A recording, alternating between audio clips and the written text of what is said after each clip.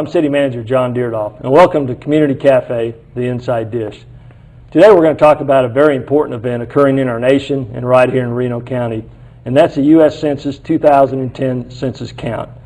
And today I have my guest as Eloy Gallegos, who is a partnership specialist with the U.S. Census Bureau out of the Kansas City office, and Mark Trotman, who is chairman of the Reno County Growth Coalition and an active member in the Reno County Census Committee. Gentlemen, thank you for joining me today. Thanks for having us. You know, I guess when you put it in simple terms, the census is really just a snapshot of our country, showing us, you know, what we look like, where we live, and how many are here today. And so, just to kind of get the discussion going, why is it, Mark, why is it important that that we do have an accurate census count? Well, it comes down to money and people, and representation. There's like $400 billion that the federal government is going to dole out in grants and those types of things in the future. And it's important that everyone is counted and we get an accurate count so that that money can be distributed fairly. So in other words, we pay it in. This is our opportunity to get some of that money back by being counted. Representation. Congressional districts are redrawn. It's important for us to maintain our level of representation that we have in Congress and in Washington now, and a good, solid, accurate count. Everyone filling out the census form helps us get to that end. Great, great. Well, Eloy, let's talk a little bit about how people will actually respond to the census, and really, I think our obligation as U.S. citizens to respond and be a part of the census count. Well, one thing that we'd like to make aware to everyone is that we want everyone to be counted, regardless of legal status, and also that the forms are already going out. If you live in a rural route address right now, forms are being taken to your household right now. An individual is going there, verifying that it is a household, and leaving a form there. So it's important for these individuals already to start filling out their form and mailing it back. Now, every single household will be receiving the form roughly between, I'd say, March 15th to March 20th. So the census operations are already going on. Individuals are already receiving their forms, and if we don't get those forms back, there isn't a definite date right now, but they'll be sending out a second form. Now this second form, if we don't receive that one, we're going to be sending out individuals to each household. So one thing that we're wanting to do is educate everyone that, hey, it's only 10 questions, it's only 10 minutes. We want these individuals to fill out their census form and get it back to us. That's one of the key things, I think, John, about the whole thing. I was really excited when Eloy, we first started meeting with Eloy back in like October, November, December, in that time frame, is that the questionnaire is 10 questions.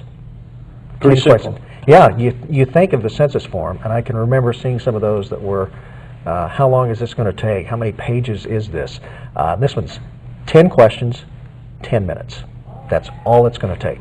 10 questions in 10 minutes. It's a great point.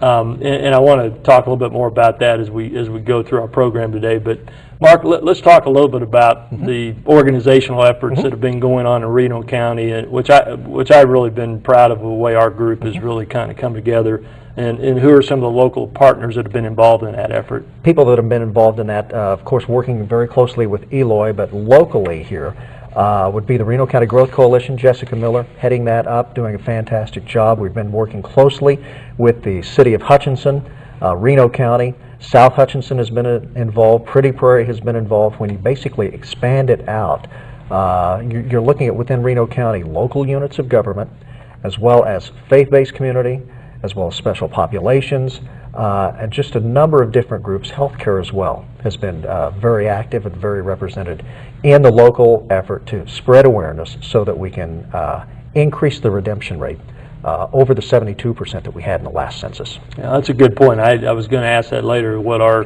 participation rate's been, and so hopefully we'll see some improvement there. Yeah, but I know 72 in the past, and hoping for, fingers crossed, I think all fingers are crossed for maybe an 80% redemption rate this time. That's pretty good. Yeah. I know when we had maybe the initial organizational meeting at the Memorial Hall, and Eloy, you were there, and it was a very good turnout, a lot of interest, and I was really pleased to see that. So, Eloy, when we talk about the question about who gets counted, and there's always this question if you're in a college town, do college students get counted? Here in Hutchinson, it's kind of an interesting question. Do prisoners get counted here, or are they at, where they're from, or just talk a little bit about how that works? Well, the census, we want to count everyone where they're residing on April 1st, 2010. The reason I say that is because we have, or in a lot of towns where there is a college or a university, individuals may commute. Now, if they commute from a neighboring county or neighboring town, they need to be counted there. Now, but if they actually have, if they live in the dormitories, or if they have an apartment here in Reno County, we want to make sure that they're counted here. And in terms of the prisons, we have just finished our group quarters processes, and one of the things is where we go in and verify that it is a group quarters location, and we ask how many beds are in that location, and we also want to just make sure that everyone is counted properly and counted once. That's a good. So basically, where they're residing the day that this count takes place. Yes, yes, sir. Well, and I'm going to throw this out for either one of you to respond to, but one of the big, people are really concerned today about personal information and giving out personal information over the phone, or whether it be a questionnaire. And I know there's going to be people concerned about answering the 10 questions, some of it personal information that you referred to earlier.